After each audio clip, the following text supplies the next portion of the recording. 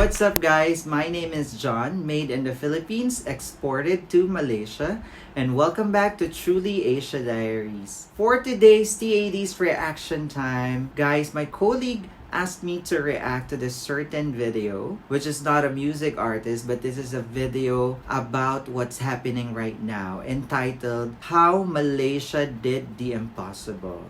So since I am an expat here in Malaysia, so I saw how the MCO works here in Malaysia, and definitely this video explained something about what the government of Malaysia did regarding to what's happening right now. And credits to the owner of the video, which is the other side of the truth. Credits to you for making this video. And for today, we are going to check if this video compilation of what Malaysian government did is legit or a fake news. So that's what we are going to find out today. So without further ado, let's all watch this video. Imagine your country is going through a huge political crisis. You have a new leader and several states have new governments. To add to this, not only is your country facing political crisis, but also economical, health, and defense. And then, the worst thing that could ever happen happens. The coronavirus hits Malaysia. Malaysia was in some serious trouble. But don't you ever underestimate the power of Malaysians. Satu Malaysia.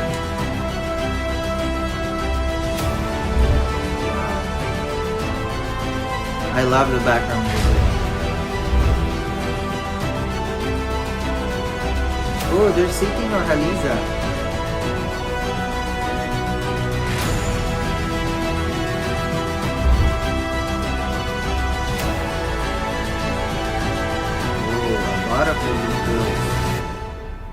Here are 15 ways that Malaysia did the impossible. Number 15, donations and volunteer organizations.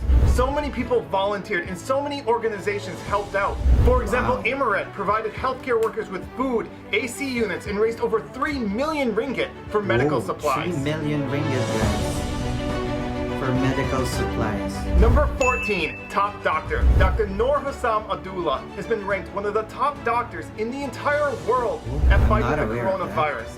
And not only does he present accurate facts, he's able to do it in a way that gathers support and also keeps people calm as he does it.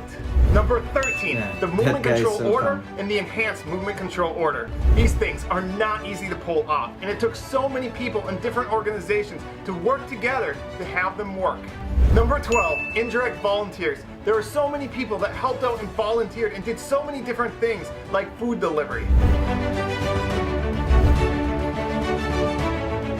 Number 11, building temporary hospitals. Malaysia was able to build temporary hospitals very efficiently and quickly. For example, the largest agro park in Asia was able to be built into a hospital in 3 days. Number 10, the Tublai cluster. The Tublai cluster complied with any order from MOH, and they never complained even though they had to wait long hours in the heat.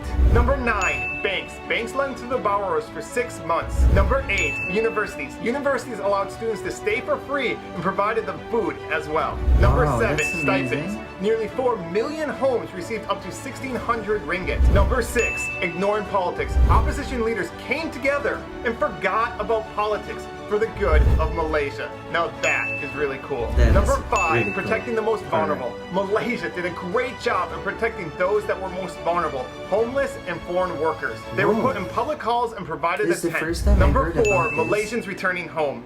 Malaysians returning home from overseas were provided a free hotel, free food, and COVID-19 testing during their 2-week quarantine. Number 3, respect for frontline workers. I've never seen so much respect and love for frontline workers. It was so beautiful to see all the support Malaysians gave to the frontline workers. Number 2, fixing the PPE shortage for frontline workers. At the beginning of the crisis, there wasn't enough PPE for all the frontline workers, and so Malaysians took it onto themselves. For example, a fashion designer realized she had a skill set that could be very valuable, and so she took the initiative to organize an entire team to make PPE. Prisoners make PPE, college students make PPE, even a Malaysian born with no arms didn't let that stop her from making PPE. This is amazing. Look at that. And number one, most important, is teamwork. It didn't matter if you're a celebrity or an average person. It didn't matter your social status. It didn't matter your gender, your religion, your ethnicity.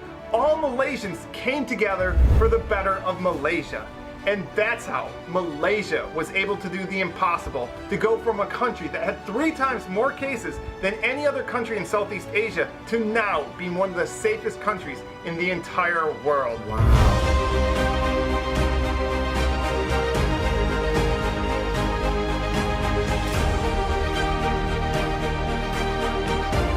I am having goosebumps right now, guys. And lastly, I'd like to thank all the Malaysians that helped make this video possible. So many of you wrote to me, sent me videos and pictures, and specifically Pacific Baku, who's a motorcycle rider, let me take lots of his footage, along with Q Productions, who took beautiful drone shots. And you can find links to their channels in the description. So thank you to all of you who helped make this video possible.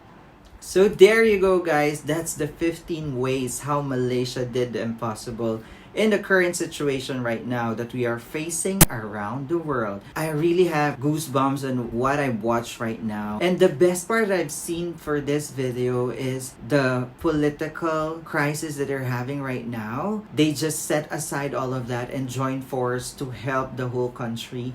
And also those volunteer, as you can see, guys, the one without the hand is do PPE for the frontliners, which is really amazing effort for everyone and to all Malaysians right now. But for me as an expat here in Malaysia, I can see the effort and really how the government is making sure to calm the population and giving daily updates from their Ministry of Health about the current situation that we are facing around the world and also here in Malaysia. As we all know, yes, this 15 ways is the positive that what the government is doing, but there's still other things that the government needs to improve, and also not only the government, but with the help of the population or the people in this country, they're really making the impossible possible. So that's a wrap for our TAD's reaction time for today, guys. My name is John. This is Truly Asia Diaries. I'll see you on my next one. Spread happiness, guys. Bye.